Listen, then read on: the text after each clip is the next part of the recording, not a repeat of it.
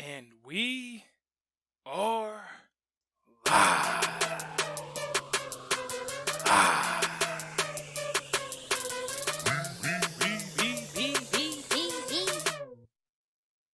We want the gold, sucker.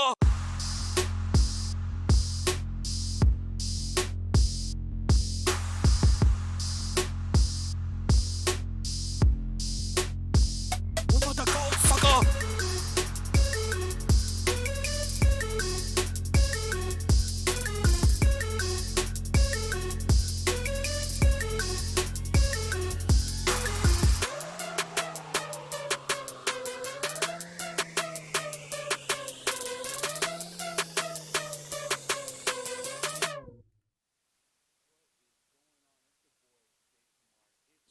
Well, I guess it would help if I put the mic on.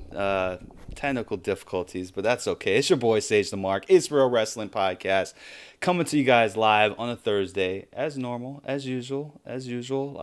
We got a lot to talk about today. Before I dive into that, make sure you guys go on to our YouTube channel, search for us. It's Real Wrestling Podcast, all spelled out. If you're on the Instagram, instagram.com/ It's Real Wrestling Podcast, all spelled out. We got Twitter at Real WrestleCast on Twitter. And if you can't remember all that stuff, just make sure that you go to IRWP.us because all of that's there. But with that being said, guys, man, what a week in wrestling. And you know what? I wouldn't do this any justice at all, at all, if I didn't have any help. And I am pleased, and honored that we have a community member and a fellow podcaster from Smarkdown podcasting. We've got, let me introduce him. I'm gonna let him introduce himself because if I do it, I'm going to probably slaughter it, even though I promised him that I wasn't going to slaughter it. But that's what happens sometimes. Go ahead and introduce yourself, my friend. So, hey guys, my name is João Basílio. I am a Portuguese YouTuber. I can't really call myself a YouTuber. It's weird because I have a small little channel called Smarkdown. It started as a project where it was just me talking to a camera, and 8 years later, it's the biggest channel dedicated to pro wrestling in Portugal. It has several people collaborating on it, and we do live streams and we do video analysis and all sorts of stuff. And we're present in pretty much every aspect of the Portuguese professional wrestling scene. And yeah, it's pretty cool. So if you know Portuguese, it's completely in Portuguese, and if you want to check out what Portuguese fans think about pro wrestling, because there's still a few of us. We're a small community, but there's a few of us. Come check. Yeah. Gotta start somewhere, right?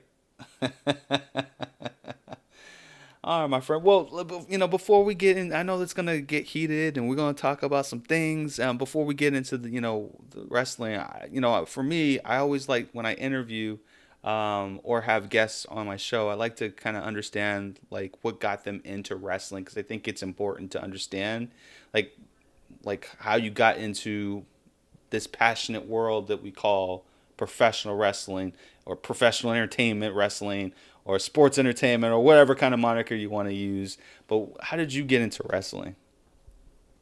Or 12 years old, and I was watching TV on my room, and then I came across Raw.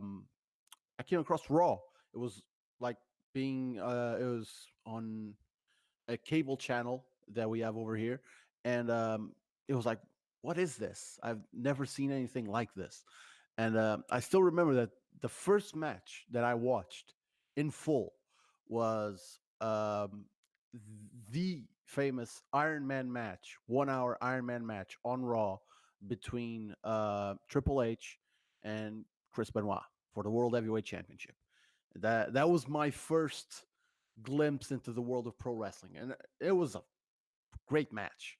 Um, and then that got me wondering because I had no internet access at the time, so I was like, "What is this?" Oh, of course, like I asked my parents, the first thing that came out of their mouths was, "Oh yeah, that's fake," and I was like, "Yeah, all right, I know I'm a little kid. I don't believe in Santa anymore, so I can I like come on, give me some credit. But like this is interesting. These characters. they're larger than life. They're pretty awesome. So like I wanted to know more about this, and so I kept watching on TV, and we don't. Like I said, I didn't have internet, so my access to it was pretty limited. I got a friend that got me WrestleMania 21 on on a USB stick, Hmm. and I kept it on my computer, and like I must have watched it like 20 times because it was the only thing I could do except by watching on television. It was an awesome WrestleMania, to be honest. And I remember at a time, like I was 13, I guess, and as when I turned on my computer, I set it up so it would play John Cena's theme. So like I was a big Cena mark, uh, but I was 13 years old, so I mean, come on.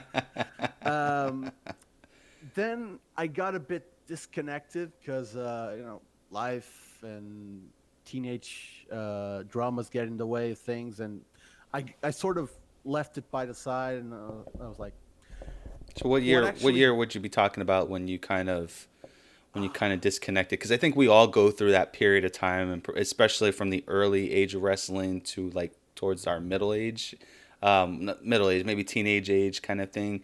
Yeah, What point in time do you recall that you? 2008, Okay, I guess. Yeah, it's kind and of then tail what end of the actually Attitude Era. I think that was right. The tail end. the 2008 Yeah, um, the ruthless aggression ruthless era. aggression era. There you go. Yeah. Yep. And then I still remember this because it's really funny. It's what got me into making YouTube videos and what got me into wrestling again. I broke up with my girl at the time, and I was like, what do I do now? I mean, and I stumbled upon a Portuguese news website, Hmm. wrestling news, and I was like, I was reading an article. I was like, this dude doesn't know what he's talking about. It's so blatant. What the hell? And I never do this because I'm not really big into commenting. Hmm. But I commented, and the guy came back with, "Well, if you can do better, do it." And I was like, "Yeah, I will." So I Challenge was like, accepted. and I did, and I started writing articles for that website. And then they said, "Oh, we have a podcast. I'll be on the podcast." And 2 months later, I was organizing the podcast Hmm. and I was doing live streams. And then the day came where I was like, I should do a video. I want to talk about something. And no one's talking about this. There's no videos, there's no articles about Portuguese pro wrestling. That shows were happening, very small, like 30, 40 people shows. But no one's talking about this. And I want to talk about this because they were releasing the shows online. So, like, we could watch. I was like, no one's talking about this. I want to talk about this. I want to give my opinion. Maybe that'll get some people commenting, and Hmm. like, we can talk about this. So around 8.5 years ago, I did my first video, and it was about a Portuguese wrestling show. And since then, it's been almost a part-time job, like watching wrestling.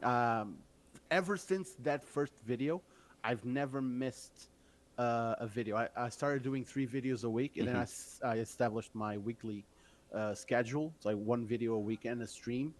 And I was like, I've never stopped since. And I've never stopped watching wrestling since as well. So it's been a part time job of sorts, and it's brought me a lot of things. You're just Brought me a passionate, lot of man. You're just friends. passionate. Yeah. And it gets things into your life like I got I can say that I got some girls because of my YouTube channel, Nice. which is it's not something everyone can say. Yeah, just make sure you don't Um, let that power go to your head, man. All right, that's how you get in trouble. True. Um, I've gotten a lot of friends, made a few enemies too. It happens. It's the internet. Um, I got another part-time job where that I learned by myself, which was poster making. Hmm. I do posters for a lot of companies like in the U.S., Canada, UK, some in Portugal. Um, I got actually involved in wrestling at the moment because I'm part of a Portuguese wrestling company, and I help organize shows. I'm a heel manager of a stable. Okay. Uh, So I have my fingers in a lot of pies at the moment. So it's pretty cool. And that whole thing started because my girl broke up with me. So You got to take that life experience and you got to put it into something productive, like put it in the ring. There you go, man. I feel you, man. I feel you. I see that, man. So let me ask. Go. So going into the little promotion thing that you're doing, like aside from the the relationship aspect, what kind of what kind of things do you think that helps you like keep that passion and use that into like a character or of sorts, or you know what I'm saying? that's really easy because I don't want to really get into the whole storyline aspect and like, but I started as a ring announcer Mm-hmm. because this is literally what happened. I went down south, it was in the south of Portugal, for a show to watch, and they were like, and I was meeting with some friends who were the wrestlers on the show and the people organizing, and they were like, oh yeah. We got this guy doing the ring announcing, but he's not really a fan of it. And I was like, dude, I host a wrestling podcast every week. How hard can it be to host a show? So I was like, I'll do it. If you need me to, I'll do it. And it was like, hell yeah, you can do it. I've seen you do it on the internet. You can totally do it. So I started as a ring announcer, and then there was a necessity for like an authority figure. And Mm-hmm. I was like, I'll be, I'll do it. I can do it. I'm hosting the shows. It's pretty natural. It's a natural fit to have me also as like a GM, because well, I'm already there with a microphone in my hand. I Mm-hmm. can do a ruling on the spot. Super easy.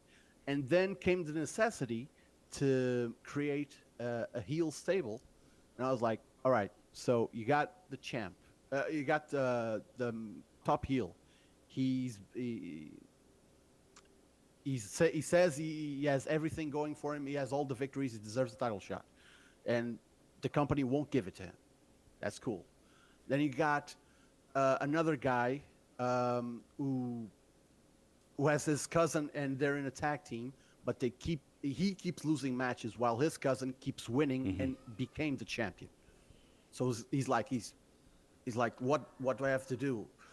And then there's me, who's the guy that did this for 8 years, doing videos and stuff. Mm-hmm. And I was always like the guy who came to the show and like, oh, here comes João. He's really cool. Have you paid the ticket yet? Great, dude. Everyone was really nice to me, Mm-hmm. but like everyone was like, oh, he's the YouTube kid. Like, yeah, be nice to him so he says good stuff about you on his podcast. Yeah, they're trying to get over, man. Exactly. So like I had that motivation.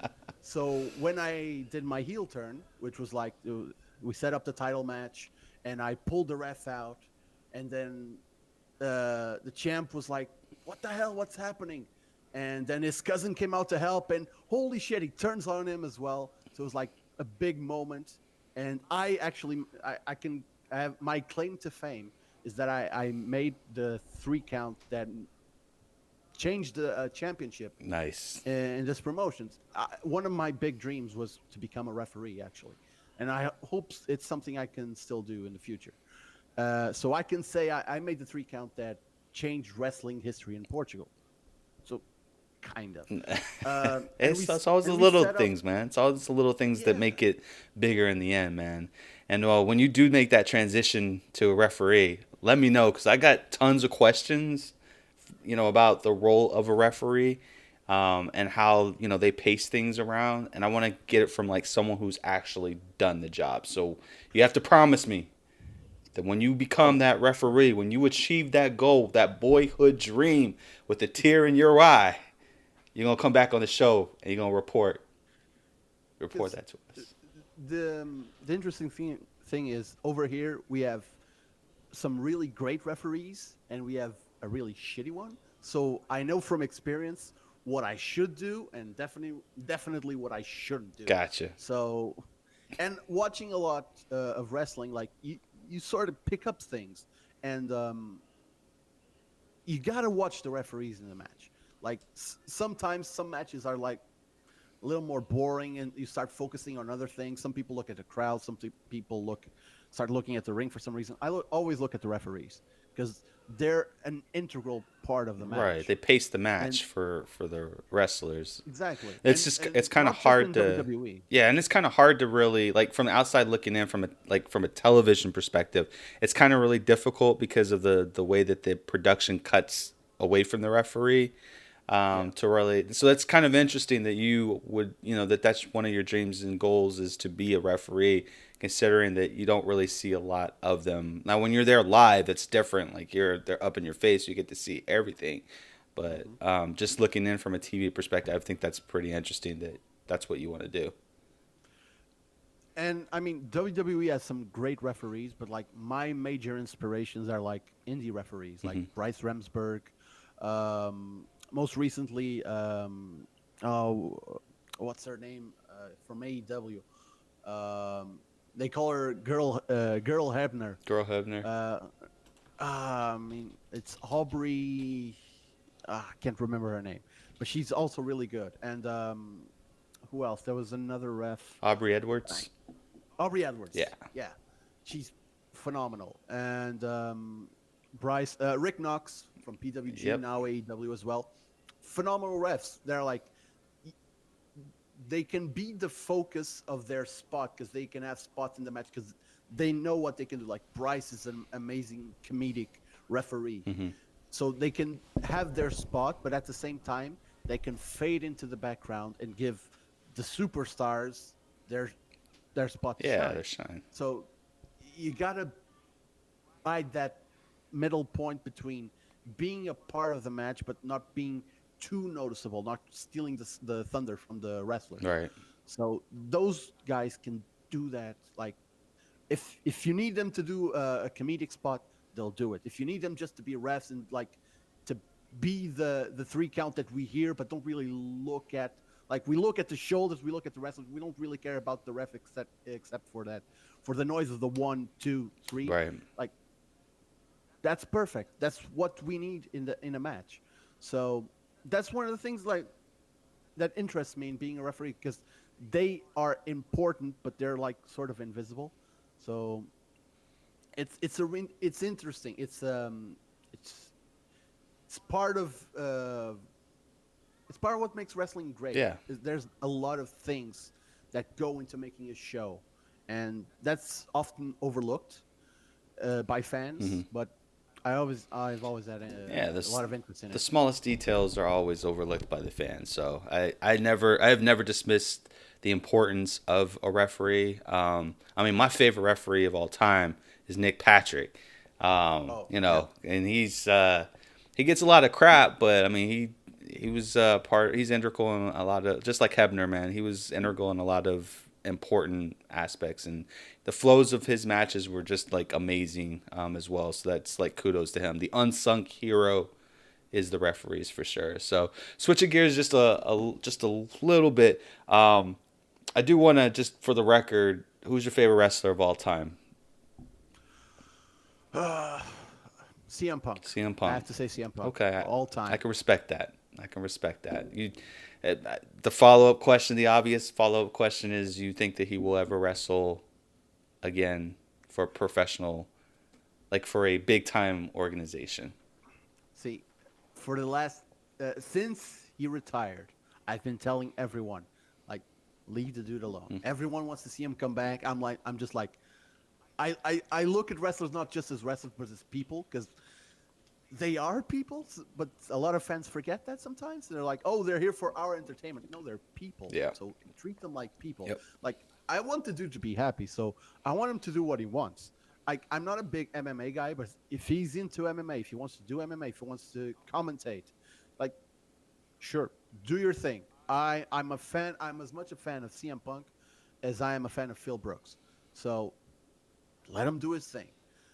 But recently, with All Out coming at the end of the month, and he's announced for Starcast, he like, come on, he hasn't done anything really substantial since he got out of WWE and had those MMA matches on the UFC.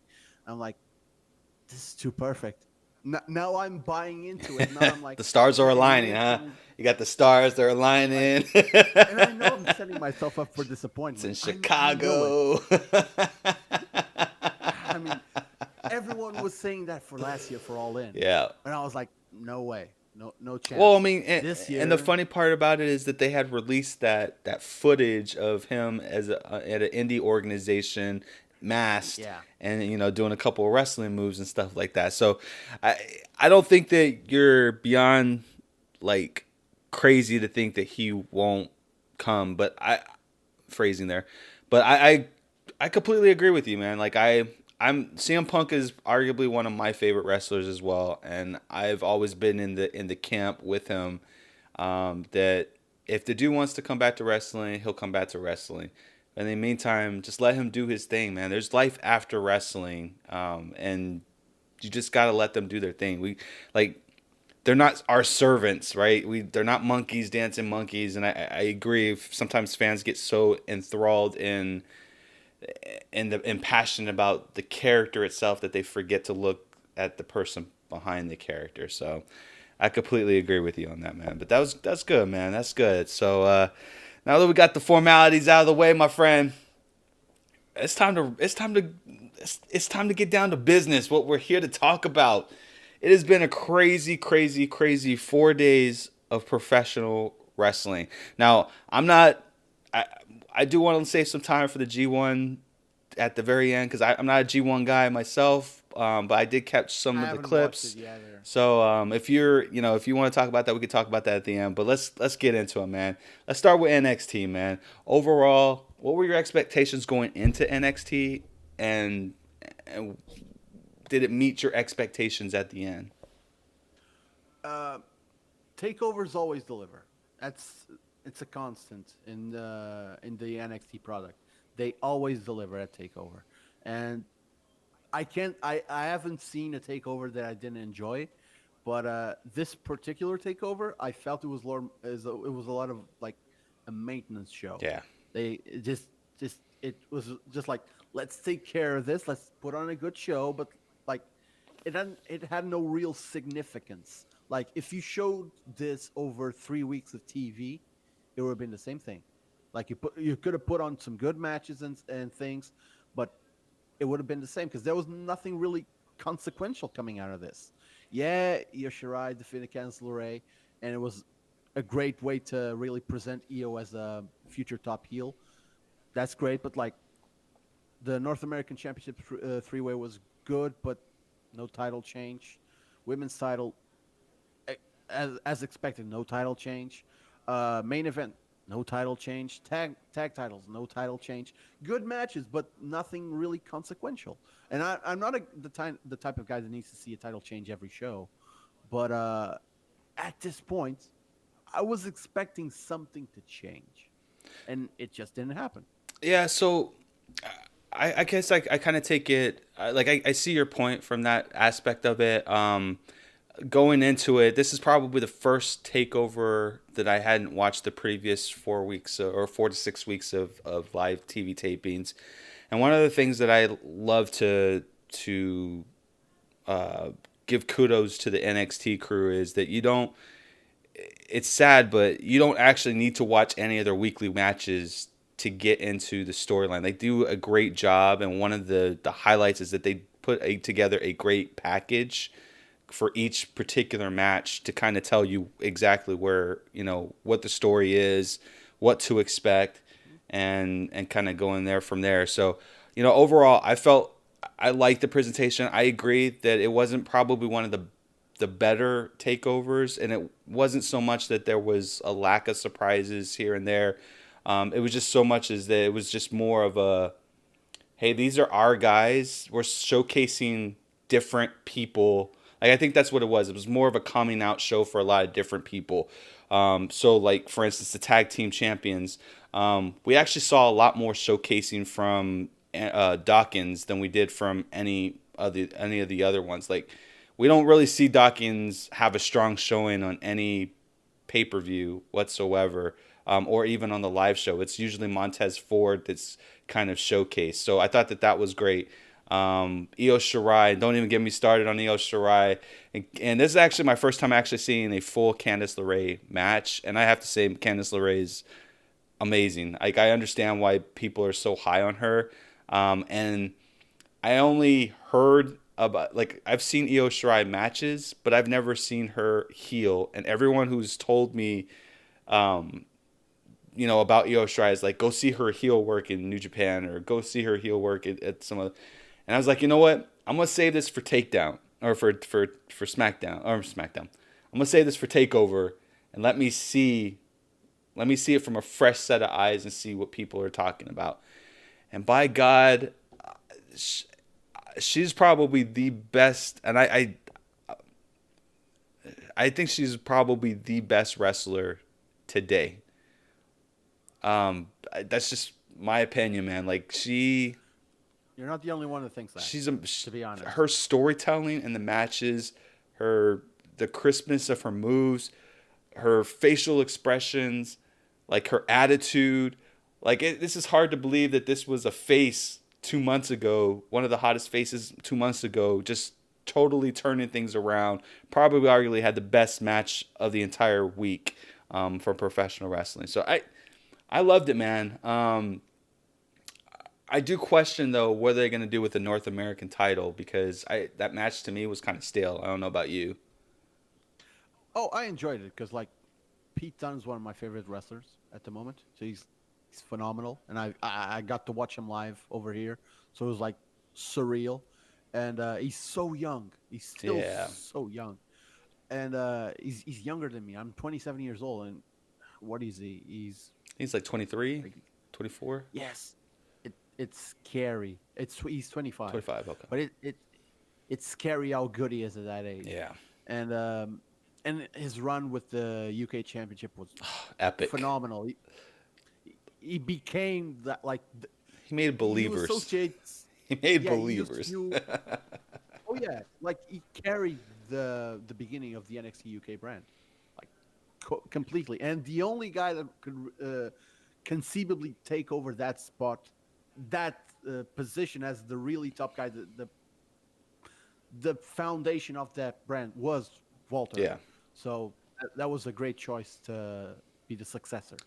But some belts like you associate with someone like Flair with the big gold, the NWA World and WCW World Heavyweight Championship, and like Harley Race with the NWA World Heavyweight Championship. Right. The UK Championship is Pete's belt. Yeah. Like, do you even remember who the original? Tyler Bate. No, I'm just like in general, like you don't remember Tyler Bate as being the champ, the inaugural champ, but you definitely know who Pete Dunne is, man. And I agree, man. Like that dude needs to be on the main roster, but I say that reluctantly because I don't want him to be on the main roster, just like I don't want Velveteen Dream to be on the main roster for fear of what they will do to them. Even under the new quote unquote regime change, I still worry about them. I don't think there's a new regime. Vince McMahon's still the boss. At the end of the day, he still signs the checks. Until he stops being the boss, there's no new regime. So just a quick aside. I think that the changing of the guards was inevitable, not because of the AEW thing. I think that this time next year, Vince is going to have his hands full with the XFL as it goes live and in color. So there has to be a natural transition. He's got to kind of take his foot off the gas because no matter what kind of person you are, you cannot juggle 50 million things at one time. 49, yes, but not 50. And I think he's at the point where he's just off the gas and he's going to be enthralled in this XFL. So I think that's a huge factor into why we're seeing changes right now, but I digress, man. What would you think about the triple threat? No, not the triple threat. I was gonna transition into the NXT championship, but I did want to get your take on what do we do for Shayna Baszler going forward. See, because tonight they taped the next few weeks of NXT TV, and I actually looked at the spoilers. So I don't want to give out any No spoilers, bro. I've seen what they're going with, and I agree 100%. Okay. I'll just say that. And but here's the thing about the NXT Women's Championship match. Uh, they built up Mia Yim as a potential threat, Yeah. but too little, too late. Like they did the one thing no one else had done before, which was she took out the other two of the four horsewomen of Yep. MMA before the match, and that made complete sense. And she was like, "Yeah, that makes sense. Why hasn't anyone else done that?" But like, if it was like Candice LeRae, if it was like still face Io Shirai, that would have been so much better because Mia did that, and she's, in my view, she still had no chance at winning the match. Like it was too little, too late. So, and especially because Shane has just been so dominant. Um, it was like I'm going into the match like I know it's gonna be a nice little match, and I know a lot of people that hate watching Shayna Baszler wrestle because I don't know. Some people don't really like her style. I do. Yeah. I think she's a phenomenal heel and a great wrestler. I agree. But I was like, yeah, I know it's gonna be fun, but I know what the end result's gonna be. Yeah. So it wasn't as exciting as it should have been. Yeah, So I agree, man. There's just some. It's weird. Like I know that her and Mia have history on the indie circuit. I was a little bit more worried about the chemistry in the ring. I didn't feel like it was there. It wasn't quite as bad as her. Well, no, because I think this is probably the worst of her matchups. Because at first I had thought it was going to be Montez Ford's wife, EST, Bianca Belair. Yeah. yeah. You know, at first I had thought, but I thought they had a pretty competitive match leading up to it. But I don't know. I think that, not seeing any of the spoilers or anything with her, I feel like they need to put her in a triple threat match kind of situation, kind of how they did with Asuka.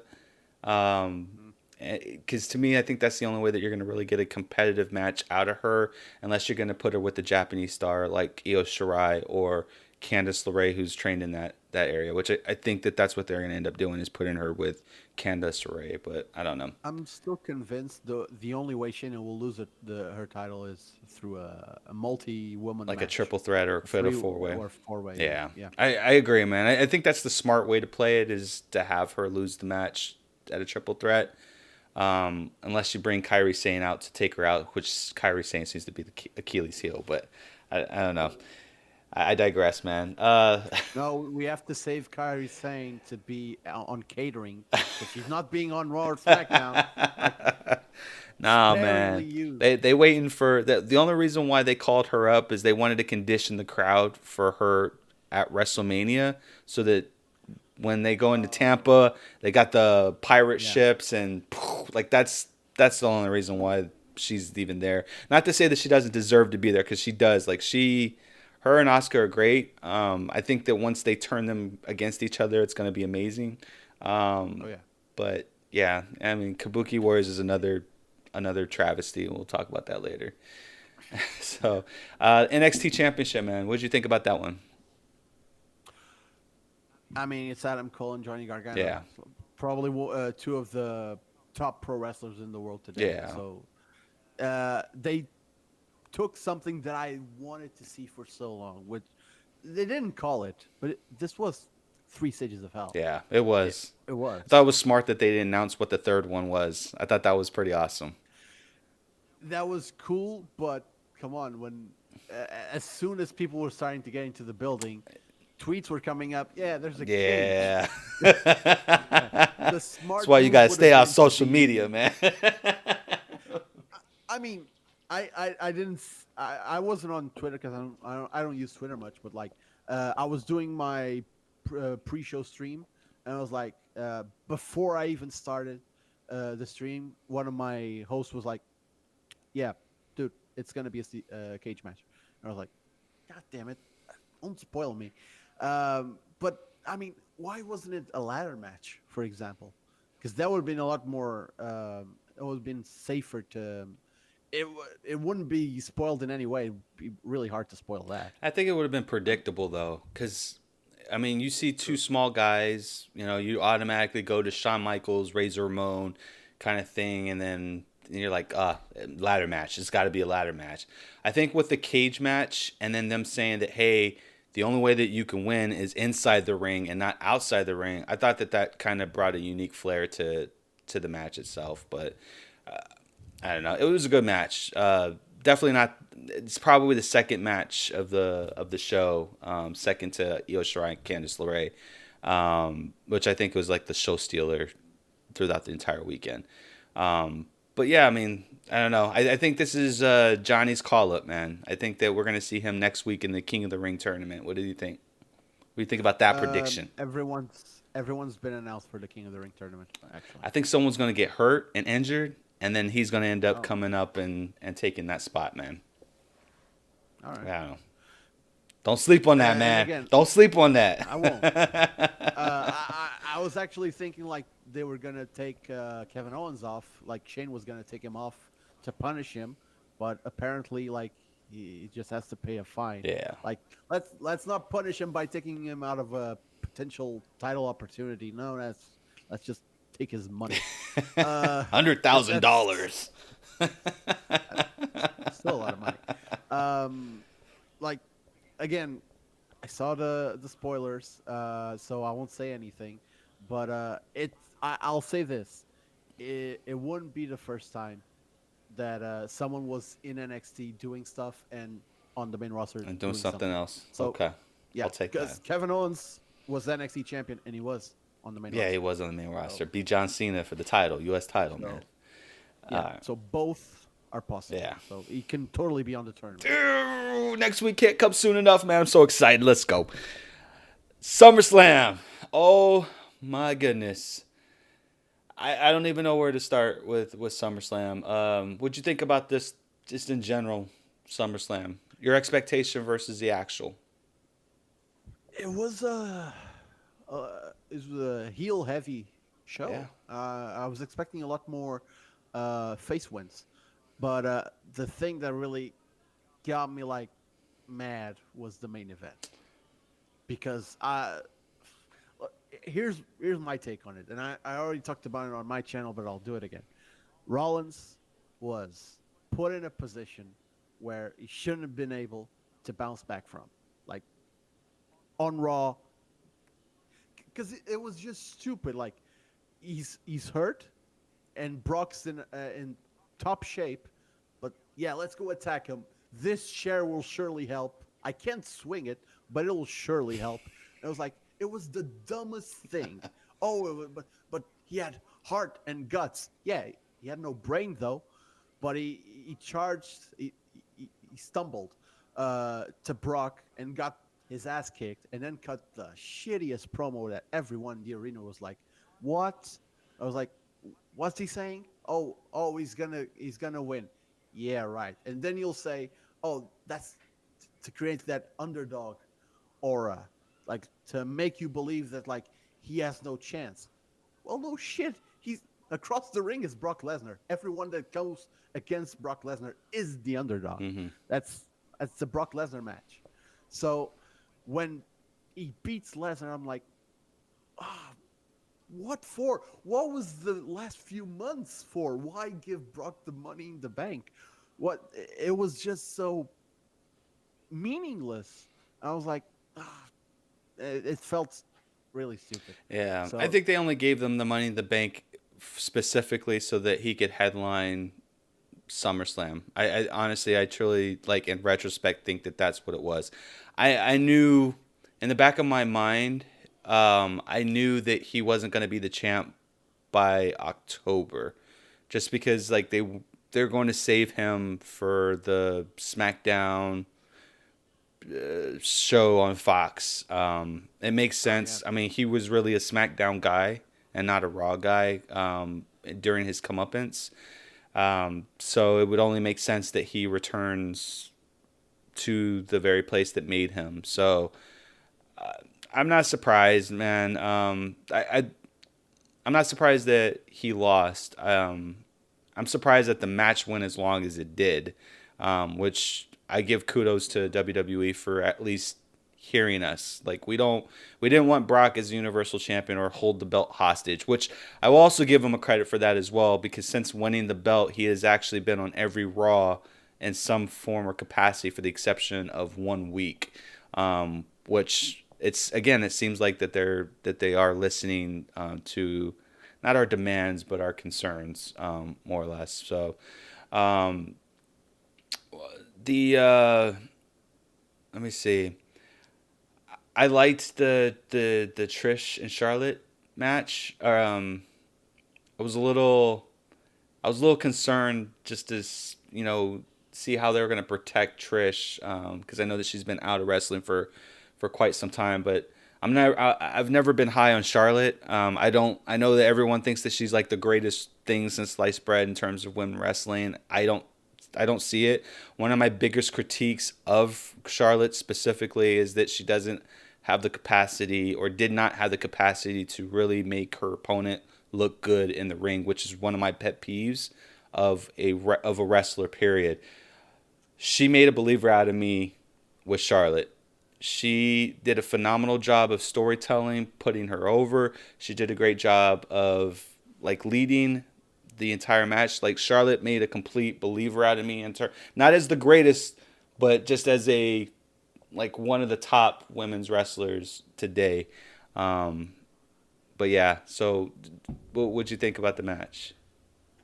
Here's something that you have to take into account when talking about this match. This is Charlotte Flair, and she's an active competitor, sure, but Trish wasn't. Yep. She's not anymore. So when was the last time she had a match? It was like on Raw. It was like a tag match with Yep. Cena. It was like years and years ago.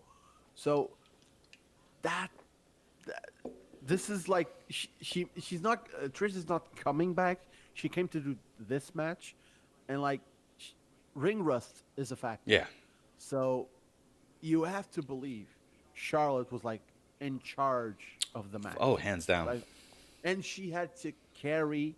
Not that Trish is like some new kid that needs to be carried, but like there was a degree of like Charlotte had to lead, Yep. and she led that dance, and the outcome was a great match. Yep.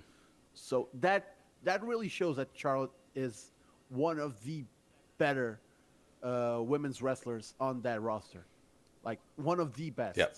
for sure. I don't think I'll say there's like another 4 or 5 women on that roster that would carry that match like Charlotte did. Yeah.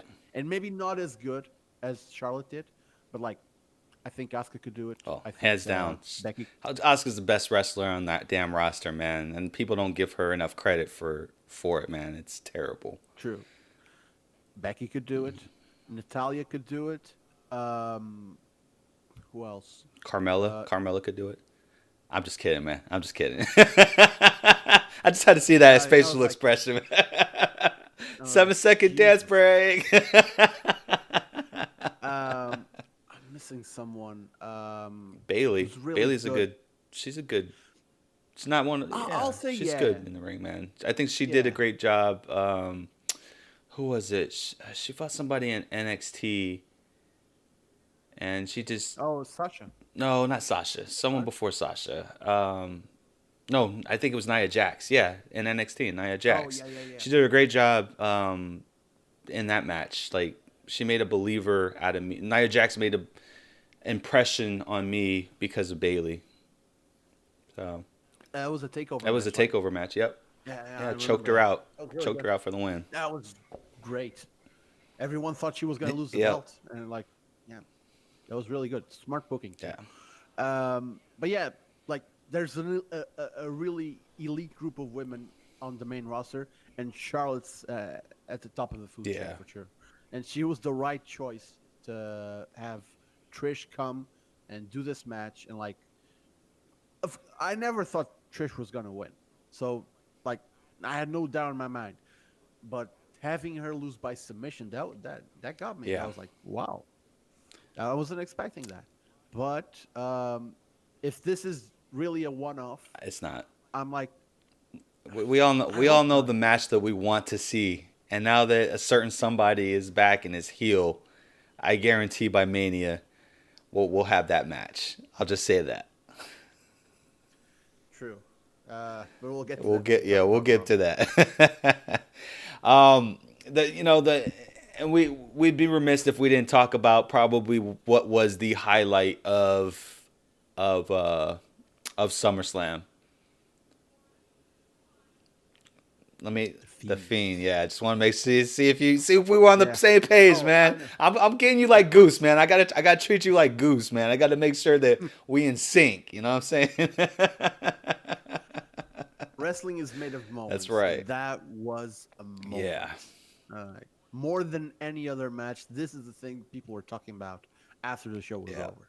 Still talking about today, man. I mean, Oh yeah, they just dropped the single that everybody's been asking for since Sunday, and they did so good. yes. Oh my god, like this they redid it like 3 times before they released the master on all the platforms, Spotify, Amazon, iClouds, and everything like that. There was a controversy. It was because of the headlamp.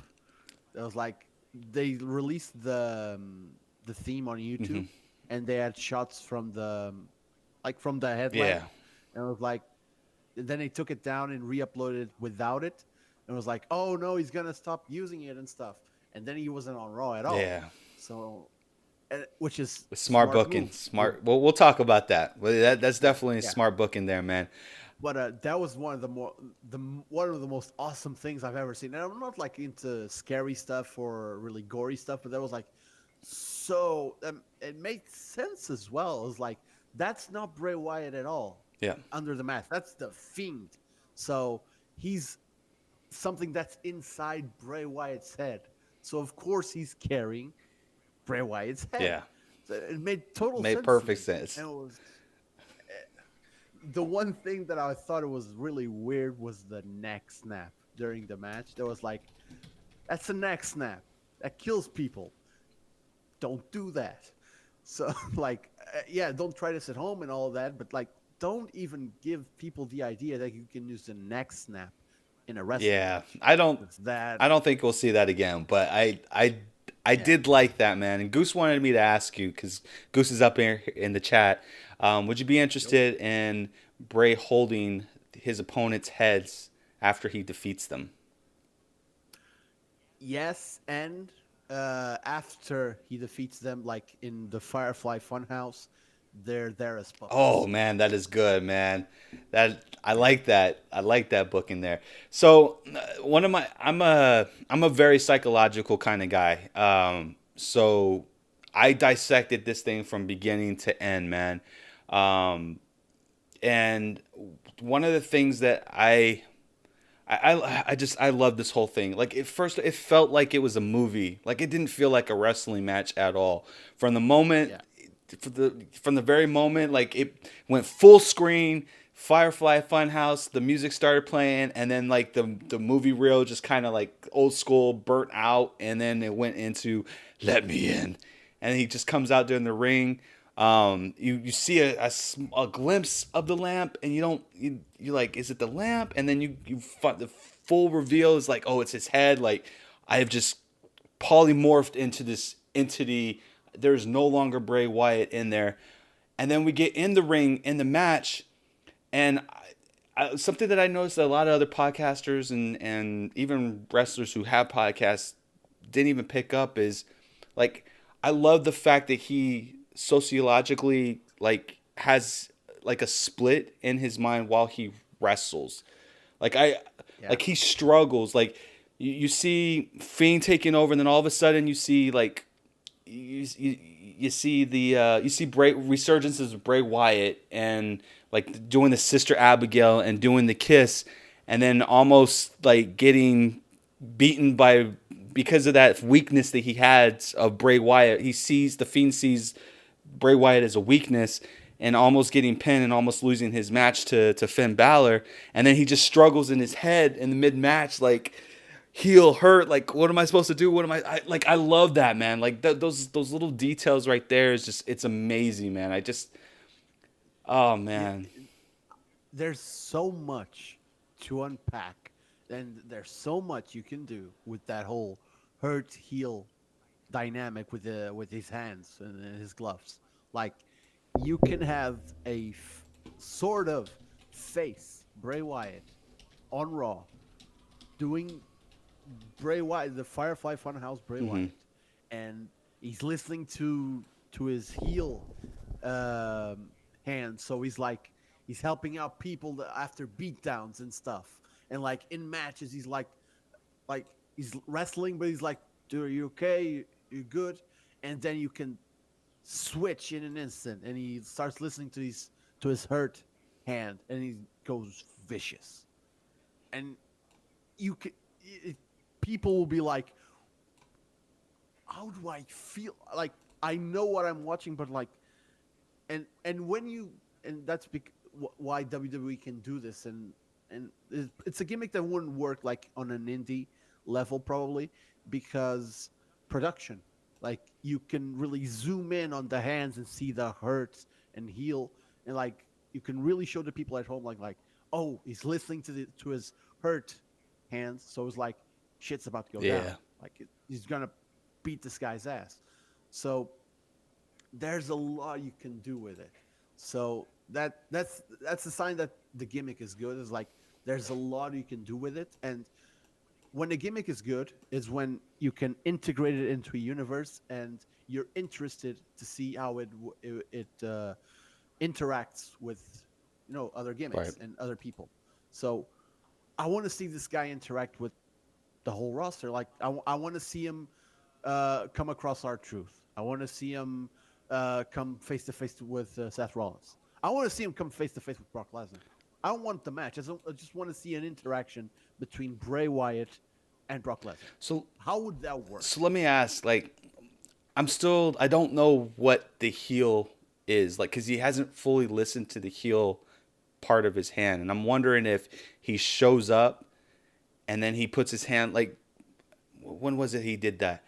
I think it was I think it was against Mick Foley where he had put his hands together. Or no, it was Kurt Angle. He had put his hands together when he appeared in the ring and then dropped the heel. So I'm wondering if he drops the. I'm sorry, he dropped the hurt, or he dropped the heel and had the hurt. I wonder if he does the inverse and comes in the ring, does the inverse, says heel, and then he just disappears instead of attacking. Like, do you? I'm curious of what that heel aspect is going to do. Like, what kind of interaction are we going to have from there?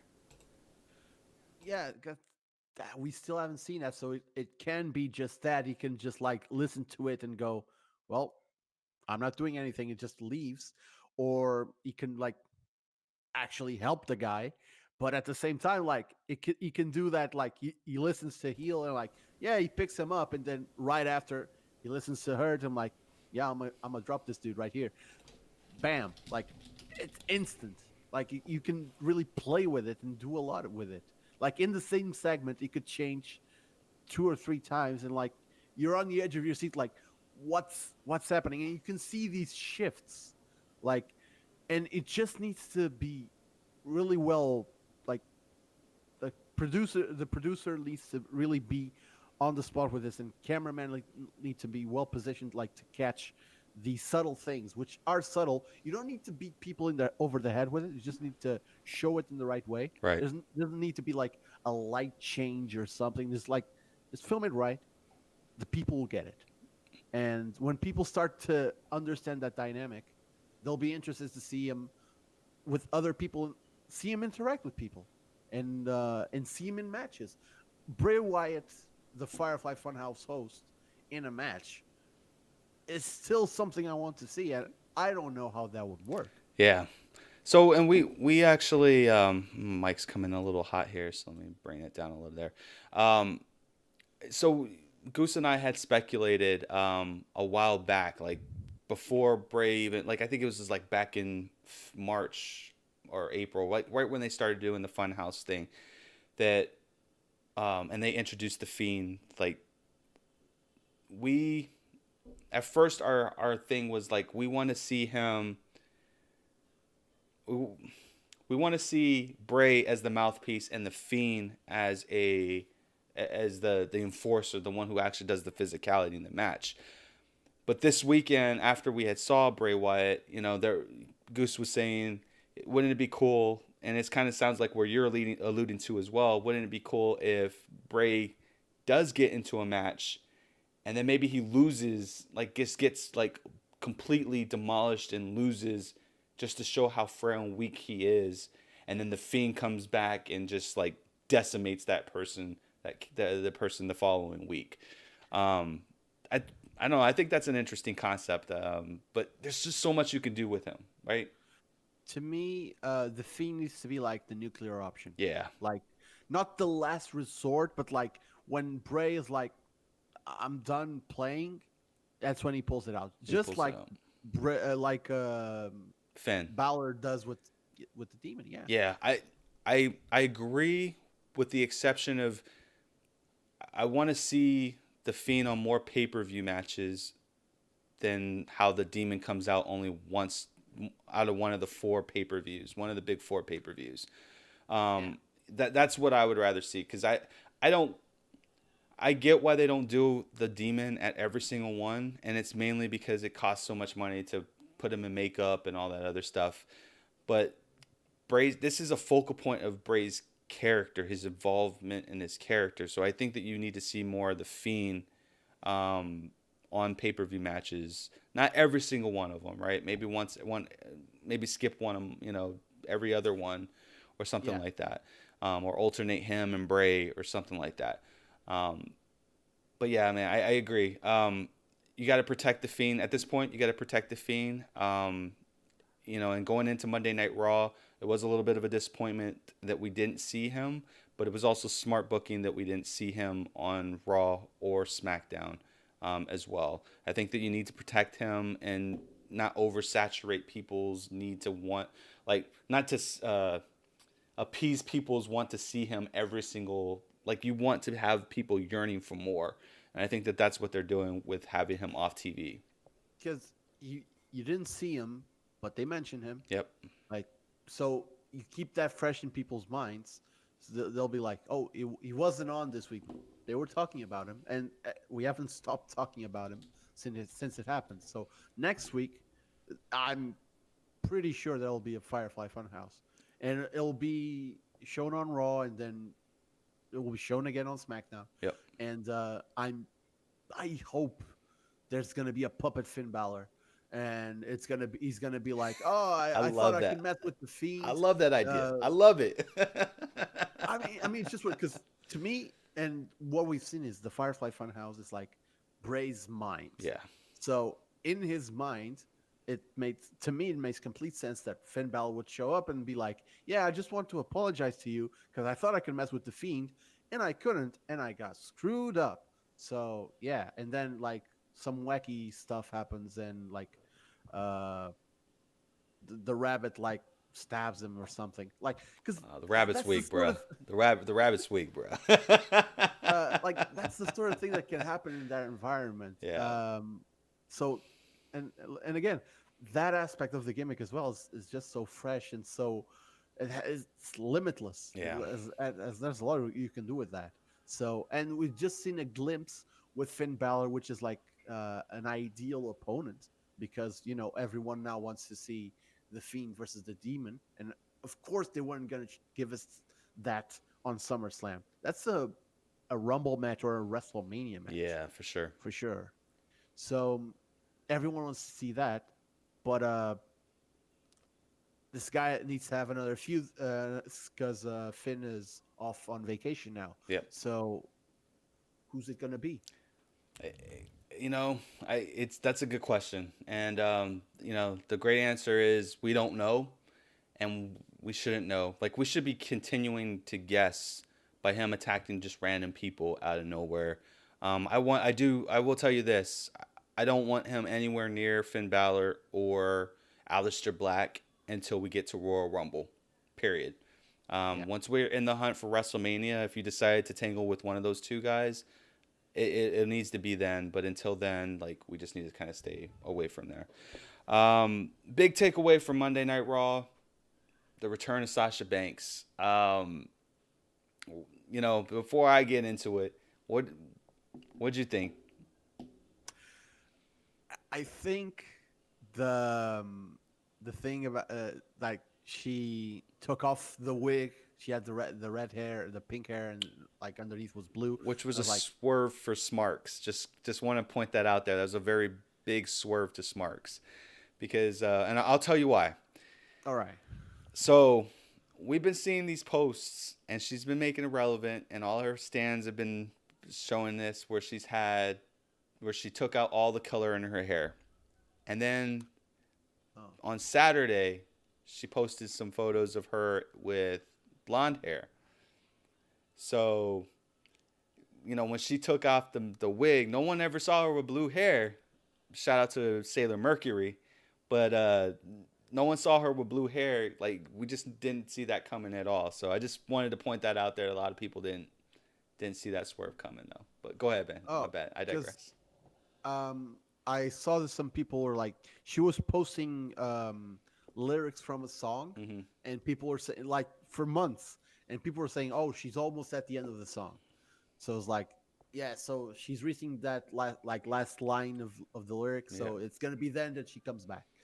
Um, Awesome. I I like that. I think I'm guessing it was her idea because in her head it made a lot of sense, and I think she thought I'm gonna get a big pop when I do this. Didn't happen, and I was like, all right, your hair's blue now. Awesome, because like that's not what I was thinking. I was like, yeah, you attack Natalia, you're back. That's where my head is at. It's not like, oh, your hair's different. Good for you, Yeah. girl.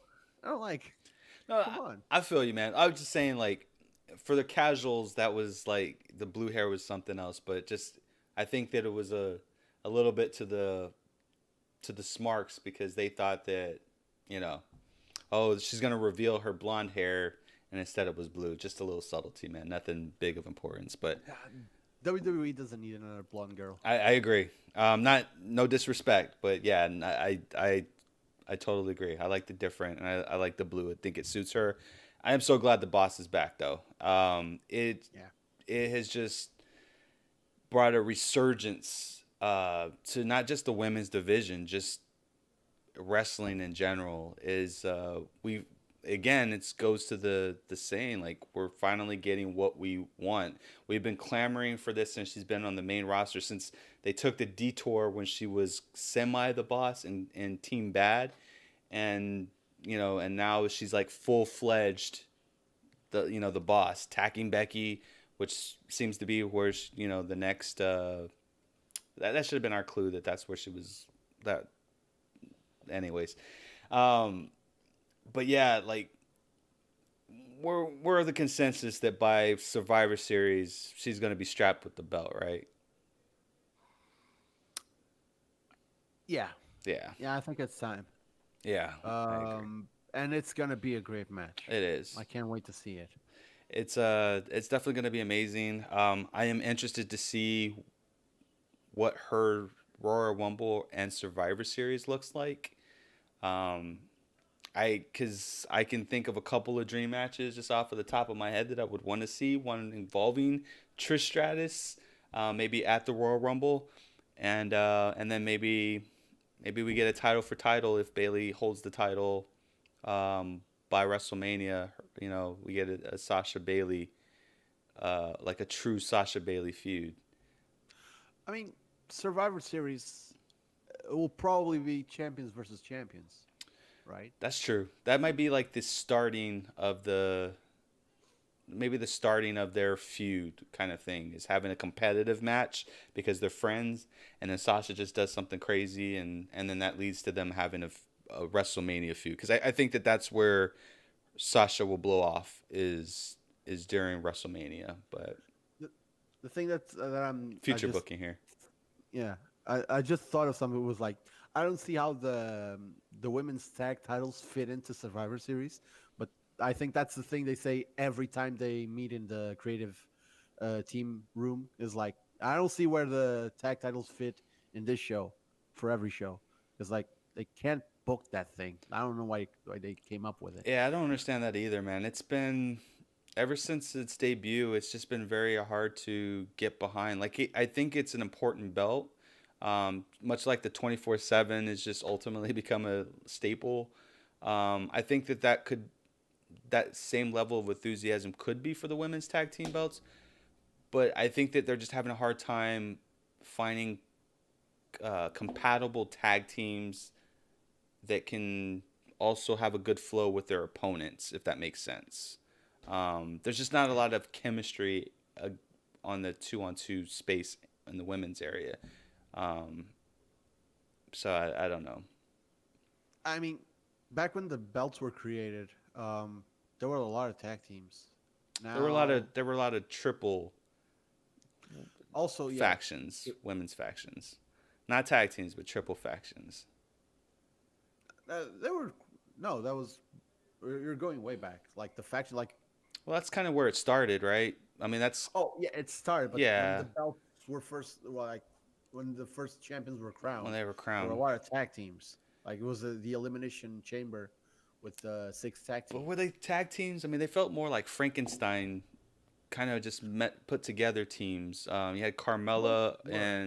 and Naomi, I think, or Lana and Naomi, or Oh yeah. like that's what I mean. Like their chemistry between the tag teams that they put together versus the chemistry that those tag teams had with their opponents, just it's lacking. And I think that that's kind of been the detriment to those belts, is that they don't have teams that they can be competitive with between. I think that we saw what we saw on Monday with the Kabuki Warriors and Bliss and Nikki. Like that was the first time that we actually had two tag teams that were really competitive in the ring that really gelled together. Like if we had more teams like that, I think the tag team division would be fine. But we don't, unfortunately. We've got a lot Eh, of single stars. we also need to get those belts over to NXT and to NXT UK. They need to show up there I and like, agree. yeah, And that's that's another thing, and I'm glad you brought that up. Like they actually have tag teams there, women tag teams there that are that mesh well, right? And then they have great in ring chemistry, right? Like Rhea Ripley and Reina Gonzalez, awesome tag team. I didn't even think that would even look good on paper, let alone in the ring, and it's fantastic. So yeah, I agree. That's what those belts were meant to be. They were supposed to be on any platform or any brand, and the only thing that we had was them in the crowd at NXT, and that was it. So yeah. I agree, man. That you make a good point there. I appreciate that, man. Anything else on Raw that you want to talk about before we flip over to SmackDown? Uh, the ending was weird. Like Strowman coming to save Rollins. That was, huh? Like, is that a tease for a future Rollins versus Strowman match? I think this is probably because Ricochet was in there too, so I think they're going to set it up for maybe a four-way dance for the next for Clash of Champions. I know it's usually traditionally supposed to be champion versus champion, um, but I think that they're going to end up having a four-way dance somewhere around that belt. I think that AJ is going to end up dropping the U.S. title and somehow either vacate it. I think it'd be smart for him to vacate it instead of losing it. But I don't know. Hmm, It's I don't know. it yeah, I mean they need to build up their mid carders for that US belt, and I think that's why they saddled him with that belt again. Um it's it's crazy that they don't let other people just like really run with that belt. Aside from the usual suspects. It just seems like they want to make that the Yeah, main belt when it's not the main belt. they need to, like the it wasn't the U.S. title at the time. It was the Intercontinental Championship. Back when Brock was Universal Champion, the IC belt was on Raw and it was the main championship. Yeah, it was on Roman So Reigns for a good portion of the time, and yeah, it was like the main belt. like I'm just like, I mean, Yeah. now that you don't have that problem, there's no reason to make it what it's meant for, Yeah, you you know? can drop that belt like to a lower tier Yeah, of wrestlers, and that's completely okay. That's a mid card belt. yeah, That's where it needs to be. And AJ Styles is freaking main eventer, so like yeah, the, Ricochet would hold that, would do great as a U.S. champion once again. Like he could bring back the open challenges. Like to me, the U.S. Championship should be the Open Challenge belt. It should yep, be like its gimmick, for sure. yeah, for But sure. there's a lot of people that are like more preoccupied with the 24/7 championship that could like switch their focus because like Robert Roode, EC3, let's get those guys off the comedy belt and get them into some a proper wrestling belt. Uh, yeah, EC3 would be like, I just remembered. Yeah, he's on Raw. Yeah, He's barely used. yeah. Let's use this guy for the U.S. title. Yeah, he's on main event. I think he's freaking hilarious, man. His intro where he just comes out and doesn't really care. He's just like, Oh yeah, yeah, like I like that. I know that they won't dare ever put that on the main roster, or the main TV, but I think that's hilarious. But I agree, man. Like EC3, he should be a contender for that belt. Eric Young should be a contender for that belt. They could have. I don't know why they put Fandango down at NXT. He doesn't belong there at all. I mean, I tell everyone like this dude is like so, like he's so freaking talented, man. One of his best matches was on SmackDown against CM Punk, and Jesus, that was one of the best matches I have ever seen. And it doesn't get any credit whatsoever, which is crazy. well, you can see he hasn't lost a step because I was just watching this week's NXT. Like they had Breezango had a tag match against Yeah, the Forgotten Sons. Great match, and he looked amazing in it. yeah, and I mean, coming, I haven't seen that match yet, but again, it's just a testament of how good he is. I don't believe he belongs there. I think the only reason why he's down there is because of Breeze, but we'll see. Let me tell you what's not good. His name that needs to change. Breeze, Fandango. Yeah, Yeah, I I think that they'll repackage him down there and drop the Fandango thing. But yeah, I mean he's definitely typecasted in that role, and if he's going to be taken seriously, he's got to change. Um, so transitioning into SmackDown, the I'm drawing some blanks here. the only thing I remember was Buddy Murphy's Groundhog's Day situation. It's exactly the same thing that happened last week, except it was Rowan and Bryan. Yeah, And Bryan during that segment was money, amazing. money, Oh my god, but that was, that was the company's top baby face yeah. like a few years ago, and look at him now. Look, I, man, I'm just gonna I say remember, this, man. sure. Daniel Bryan is just like he's one of the greatest. I hate to call him a talent because I know he's a wrestler, but he is one of the greatest talents in our generation. Period. You ask that guy to do whatever, and he does it. What it doesn't matter if it's a face, a manager, or heel role. He does it to like like it just blows my mind on how great he is. But go ahead, man. I'm sorry, I didn't mean to interrupt you.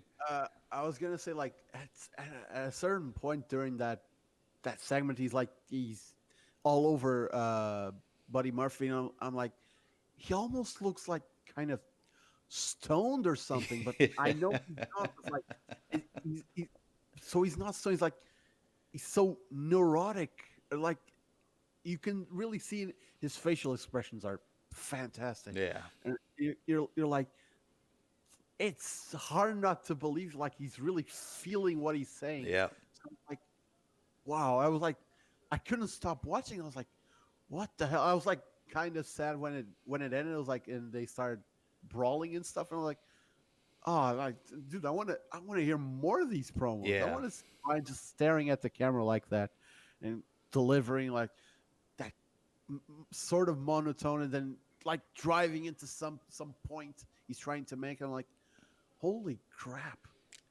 that's what I want. I kind of want this guy back in the WWE Championship title scene. I Be think honest. eventually he'll get there. I think that once Brock becomes champion, which I think that's inevitable, I think that Daniel Bryan will make the play for the belt. Um, but yeah, I agree. Like right now, we don't. I'm enjoying the storytelling of Daniel Bryan more so than him in the ring and fighting for a championship. I love his ability. Like that's for me. My whole thing is I love storytelling. If you could take a great story or a great storyteller and transition that into the ring, that's a bonus.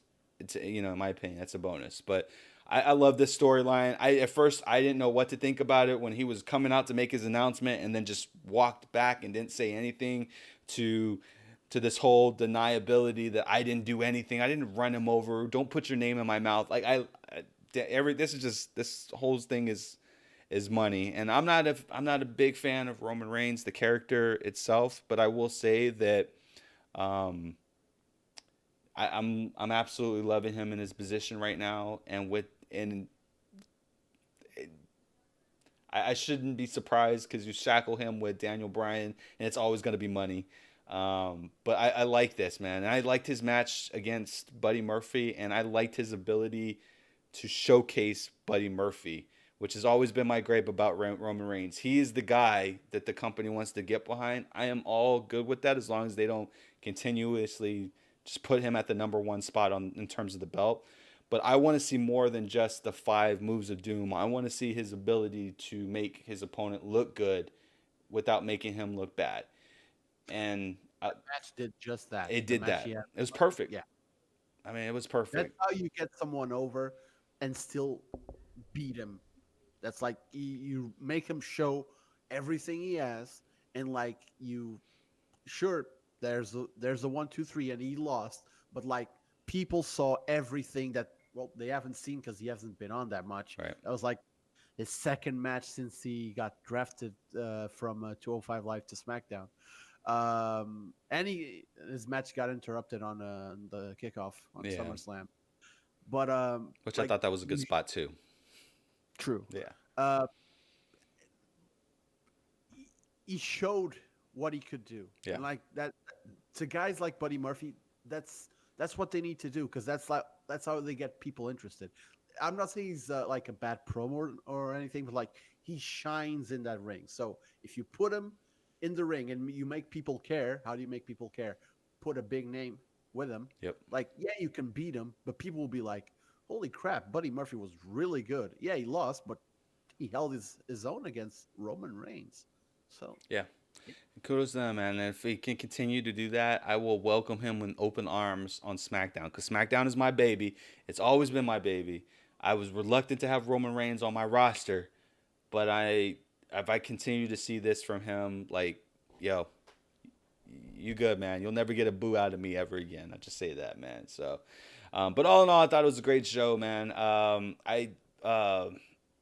I think that this has been a treat to watch from wrestling, like in terms of just the E itself. I think it was just a tremendous week of wrestling for them. And I think that yes, this is a part of the whole competition thing and getting better out of the gate. But I also think that they're also starting to care about their product and what people are starting to say about the product. Like I think that it's starting to get to them that we want we want them to be successful, but we don't want them to keep treating us like idiots either. So you got to grow with us is essentially what it is. Your core fan base, believe it or not, is probably between 18 and I would say like 45, because those are really the golden years of wrestling that age group has really kind of come up with. So, but that was pretty much it from the E. Was there anything else from the E that you wanted to talk about? Um, oh, I just wanted to say that like the way SmackDown ended was like, yeah, we're gonna tell you who did it next Next week, week. and I was like, that's so That's old school, come bro. on. I No, because that's one of those things. Like I could tell you right now, but I'm gonna wait one full week to tell Yeah. you. I I mean, was like, ah, I know it sounds crazy, like idiotic to do that, but like I think of it kind of like like you have to have a cliffhanger. Like that's one thing that yeah, the WWE has forgotten is why should we tune in next week? You know what I mean? Why? mm, And I get the whole brand split is not really a thing, but if it's not a thing, this is more of a reason why you need to hook us in and tell us what we need to be prepared for next week. Like I watched The Flash because I liked the cliffhanger at the end, and then I'm and wanting and speculating what's going to happen next week. Like I want that feeling. As a fan of a product because it technically, I mean, it is a show. So if we're gonna be entertained, you gotta, yeah. you gotta keep me hooked. Shout out You to kind of Young make fun Samurai. of it, but like, yeah, cliffhangers. That's how you keep people interested, of Yep. course. But they need to do that, and they need to start the show with the freaking match more often Yeah. because it's every time it's promo, promo, promo. Like, start the show with the match. This is still a wrestling show. Yeah, You for can sure. call it sports entertainment, but sometimes you just need to kick things off with a good match. You do. That will get people excited and keep them interested. And I think SmackDown's always been a good like more times than not they've always kind of started with the match. Less on they're less promo heavy during their shows. They've kind of gotten complacent a little bit, and I think that's because they took the writers from SmackDown and put them on Raw. Which I was pedo when I found that piece of it out. But I think that they're getting back to their roots, back to the Talking Smack days when they used to just do their own thing and just they were just completely separate from Raw. So I kind of miss talking smack, to be I honest. don't kind of miss it. I miss it. Yeah, it was it was great. It gave us Yeah, some great moments. it was the best, man. It gave I always tell this to people that it gave the talent to get over on their own without having to worry about a script. We got the Miz reborn, we got Daniel Bryan reborn, we got Renee Young. Like arguably, I don't think that she would have been where she is now without Talking Smack. They True. had a gold mine with her on there. Yeah, man. And Baron Corbin found a way to talk on Talking Smack, and now And he's then in he like never shut up. yeah, and then he never shut up. That's for sure, man. So, but yeah, man, like that. It was great week of wrestling, man. I I'm gonna I'm gonna probably just start the show close out the show because we're getting about a 1:30 here, and I know that you had like a time commitment, but I just wanted to thank you so much for coming on our show, and just being you, man. I always say this is a community podcast, and I try my best to get people on just to talk wrestling. And nothing scripted. Like we didn't have a script or anything like that. We were just two dudes Yeah. just talking wrestling because we're passionate about it. And I definitely appreciate you coming on and sharing your experiences and talking some wrestling with me. And wanted to make sure I gave you some time to plug your show. I know you did it a little bit at the top, but I promise you I'm going to give you some time here. So go ahead and plug. Where can we find you? Well, so once again, it's my YouTube channel is called Smarkdown. My main show, which is the reason that my videos are called Smarkdown, but then it it was the title of the videos, but then it became the title of the channel. But there's a lot more content on the channel besides Smarkdown. So we have our Monday streams before Raw called Battle Royal, which is like just like what we just did. It's like a couple of guys talking about wrestling, talking with the chat, and like commenting on what happened during the week. We do pre-show streams like before the pre-show, so we call them pre-shows, where we talk about everything that happened. So this weekend we had a stream for Takeover, a stream for SummerSlam, and then on Monday we're doing the Monday stream. I if you speak Portuguese, because it's all in Portuguese, and you want to know what's happening in Portugal in terms of the pro wrestling scene, we have the guy that covers it better than anyone else. We used to have a podcast by a Portuguese pro wrestler who's living in the UK. He's done some things with Progress, but that's kind of on a hiatus. But it'll come back soon enough. Um, and yeah, so it's in Portuguese, but one of these days I want to do an English stream, and you're gonna be the first guy I'm gonna invite. All I right, Sage? appreciate that. I appreciate that. So I really want to do that. And once again, thank you so much for inviting me because I came across your stream and I was like, this is just what I'm doing, but in a different language. So I relate to what I'm seeing. So like I wanted to jump in and like talk to you guys because that's the thing I love the most about watching wrestling is talking about wrestling Yeah. with my friends and like with fans. So this was really fun. It's a hell of a way to spend. Like it's 5:35 in the morning over here in Portugal. My bad, So bro. I have to be up. Sorry, in not 3 sorry. hours. Man, I enjoyed it. I don't care. But it was a lot of fun. Thank you so much for having me. And whenever you need me, just let me know. Yeah, you got it, brother. You got it, man. And then I know you got a Twitter. You want to drop that Twitter? Yeah, social media links. I'm terrible at plugs. No worry, I got you, bro. That's why I'm the host. Twitter is at Smarkdown. Facebook is at Smarkdown Official, but only one F. That's the spelling in Portuguese, not two Fs like in English. And on Twitch, Smarkdown Official as well, just one F. Or you can go to smarkdown.net, and all the links are there. I have my little landing page. Yeah, all the links are there. Perfect. And I'll make sure that those are in the show notes too. So if you're listening to this from the audio podcast, guys, just look at the show notes. I'll have all the links on there as well. So thank you so much, man. I definitely appreciate you coming on. You need to get some sleep, brother. Get some sleep, brother, because I know you got to get up in a little bit here and get that red eye. So just closing out the show here, guys. Thank you so much for listening to our podcast. We definitely appreciate you. Support your boys at patreon.com/IRWP. If you want to get connected with us, hit us up Twitter at Real WrestleCast on Twitter. You got the gram? We got the gram too. Hit us up at the gram. It's Real Wrestling Podcast, all spelled out. And if you want to find out, if you're listening to us on any other platform that is not YouTube, please be sure that you go onto YouTube, search for It's Real Wrestling Podcast, and hit that subscribe button with that bell notification. We are trying to get to 1,000 subscribers by the end of the year. That is our goal. I am going to do another giveaway for you guys. So just be patient with me. I got you guys, but let's get up to 1,000. That's what our goal is going to be for the end of the year.